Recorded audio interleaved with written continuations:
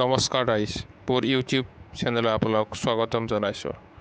বন্ধুসকল, আমাৰ পৃথিৱীখনত বিভিন্ন ধৰণৰ সংগঠন, বিভিন্ন ধৰণৰ অনুষ্ঠান প্ৰতিষ্ঠান আছে, কিন্তু সকলোবোৰৰ ওপৰত আপোনালোকে জানেৰে কাৰ দখল আছে আৰু এই সংস্থাবোৰৰ এজনেই মালিক বুলি আমি ধৰিব পাৰোঁ। আজি আপোনালোকক মই ইলুমিনাটিৰ বিষয়ে ক'বলৈ ওলাইছোঁ।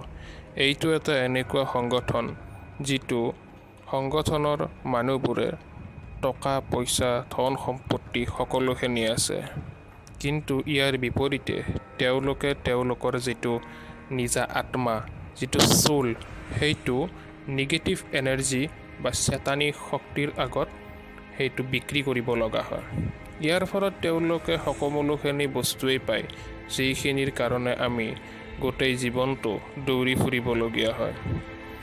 জানিব পৰা মতে এই সংগঠনটো 1776 চনত বাবাৰিয়া নামৰ জেগা এটাৰ পৰা কেইজনমান মানুহ মিলিত হৈ উৎপত্তি হৈছিল। ইয়াৰ পৰা এই সংগঠনটো লাহে লাহে বাঢ়িব ধৰে। এই সংগঠনটোত বহুতো ডাঙৰ ডাঙৰ মানুহ পৰোক্ষভাৱে জড়িত হৈ থকা বুলিও জনা যায়।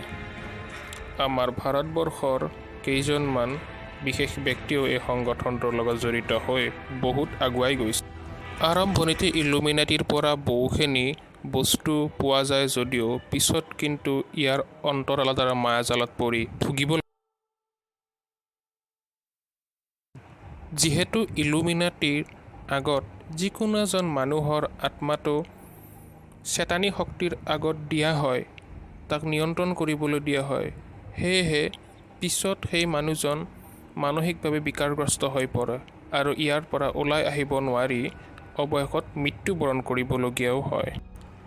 আৰু বন্ধুসকল, ইলুমিনাটিটো এটা ডাৰ্ক ৱেবৰ অংশ হয়। যদি ভিডিঅ'টো ভাল লাগিছে, লাইক, কমেণ্ট আৰু ছাবস্ক্ৰাইব কৰিব নাপাহৰিব।